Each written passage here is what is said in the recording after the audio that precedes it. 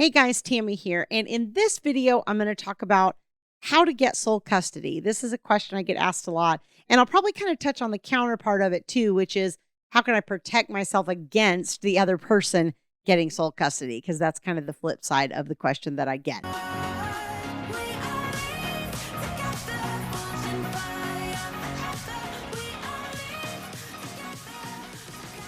Before we dive into this topic, as always, let me remind you, if you like this content and you like the channel, please click like on the video. Please subscribe so that you get notified as new videos are released. And also, please share on social media to help other parents going through similar issues. When we talk about sole custody, I will tell you that the vast majority of states have kind of a default to joint custody. Now, one of the things to understand about this is there's two components to custody, right? There's the legal component, which is the, medical, dental therapy, schooling, health, healthcare decisions type of stuff. Okay, that's legal custody. Then we have physical custody, which is essentially your parenting plan, your schedule, right? So those are two different types of custody. Now, most of the time when people are talking about sole custody, I find usually they're asking me about legal. That's what they really want to know, is what things can help me to try to eventually get sole legal. And usually that's not as much of a question on the parenting plan side. Although on the physical custody parenting plan side, I do think that sometimes, some states do have what we call primary placement, which essentially means, that's where the kids go to school in that district or whatever. That doesn't necessarily mean that one parent has more parenting time or whatever.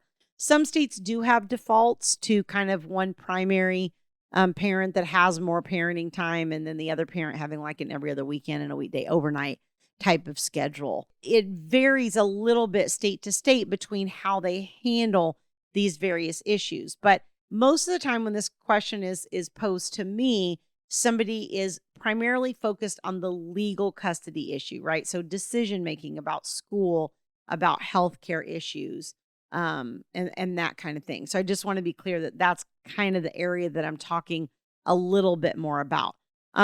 Most states kind of, like I said, default to a 50-50 legal custody, even if the physical custody isn't necessarily 50-50. Most of the times the legal custody is 50-50. In other words, the parents have to work together to cooperate to jointly make these decisions for the children. So what circumstances will lead a court to sometimes make orders that one person have sole legal custody? I will tell you, one of the usual dead bang winners is one of the parents is incarcerated. If somebody's incarcerated, then the other parent essentially gets sole legal because the other parent's not there to participate in this decision-making process. The other times we see it is if somebody's, a drug addict, alcoholic, those types of things, that will kind of lead the court sometimes to make that decision, but not generally if they're in rehab or doing things to kind of fix the problem or whatever. It's just if you're actively drinking and you're homeless and you're off and they hear from you once or twice a month or whatever, then okay, one of your ex may get sole legal, right? But that's a pretty extreme situation and not one we typically see.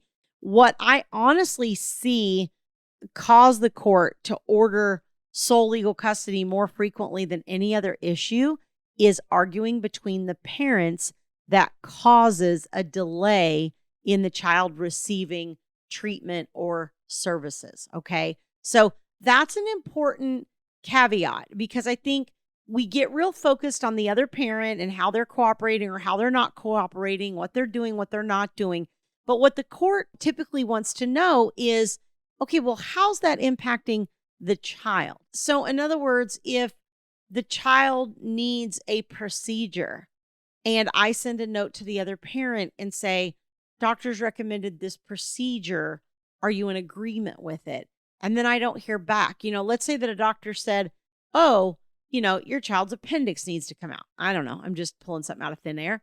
And then you send a note and you don't hear from the other parent. And maybe the doctor has said it's not imminent that it needs to come out, but it needs to be done in the next month or two or whatever. And let's say that you send a message about that and you don't get a response, and you send a follow-up and you don't get a response, and you send a follow-up and you don't get a response, right? And it's delaying this child getting surgery, and or potentially enduring a ruptured appendix, which could be life-threatening, and all these different things.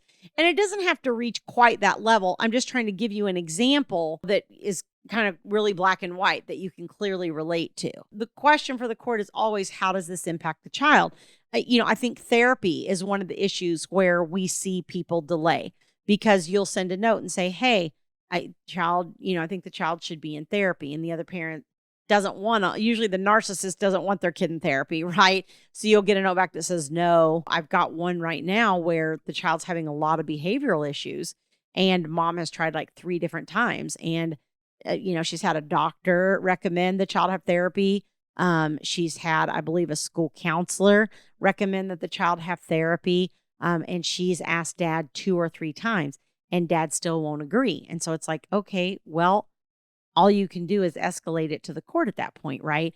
But because she's been methodical and been patient about it and sent the messages and followed up and done everything, she could go in with the argument and say, hey, I've been trying to get this kid in therapy for 6 months, and the other parent just won't cooperate, won't agree, and I need to have sole legal decision making to be able to facilitate this child's needs. Now, will that work in this particular instance?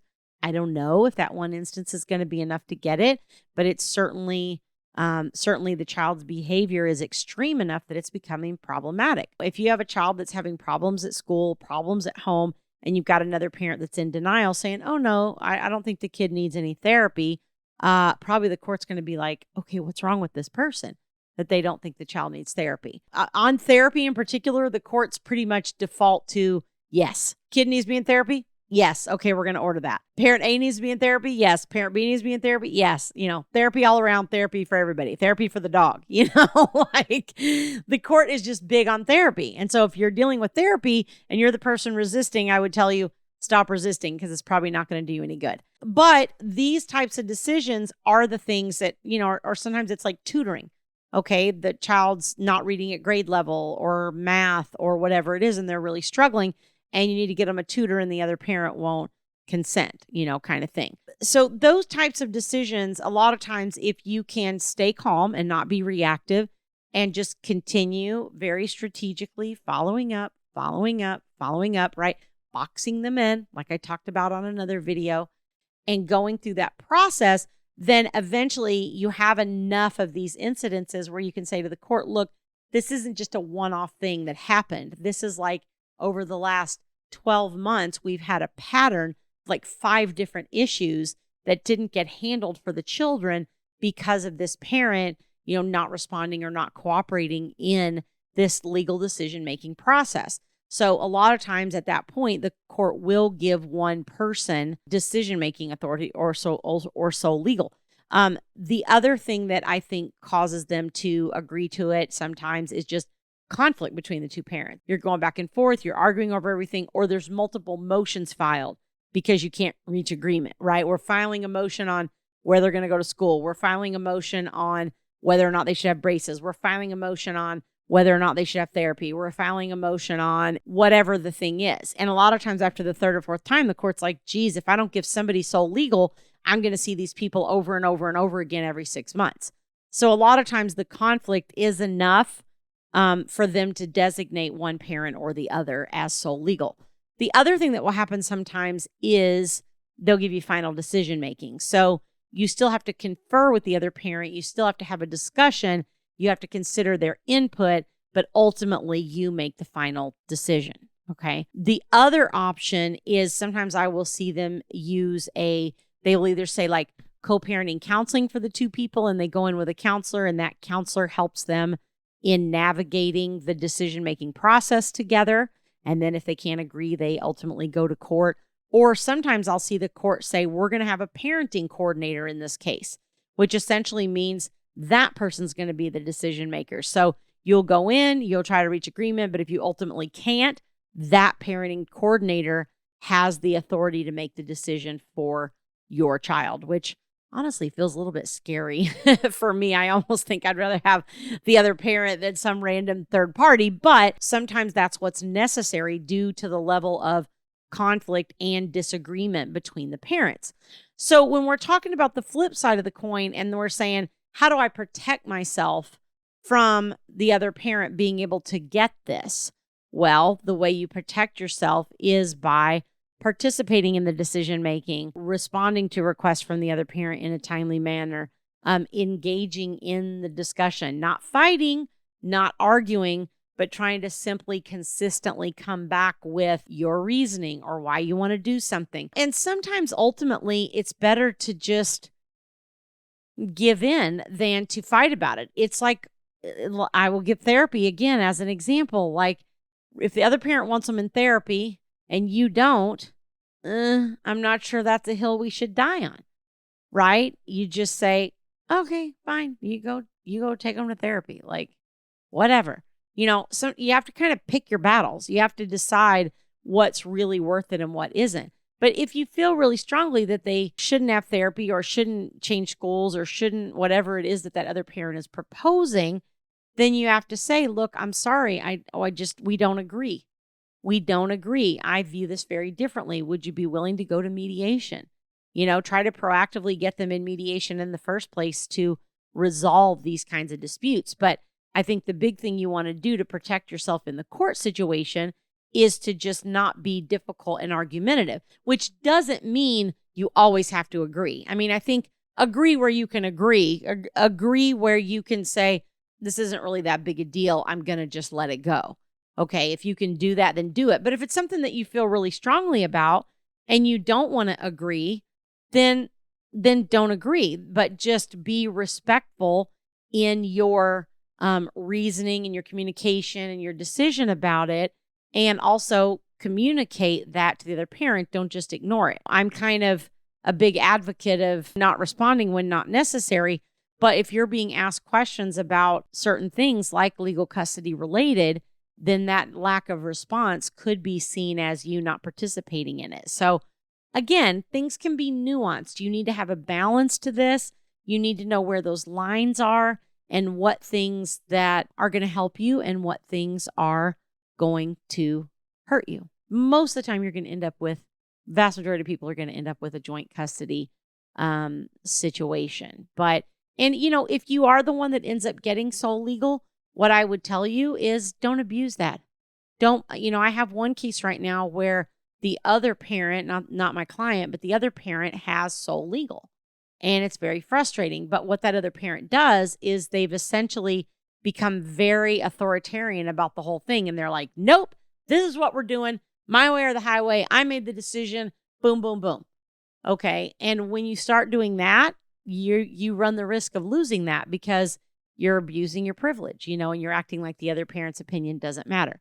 So again, balance to all of this stuff. If you'd like to learn more about my coaching services, you can go to divorceuniversityonline.com/VIP-coaching. There's a link on that page. You can book a time to speak to a member of my staff, learn more about my services and how I might be able to support you on this journey. See you guys next time.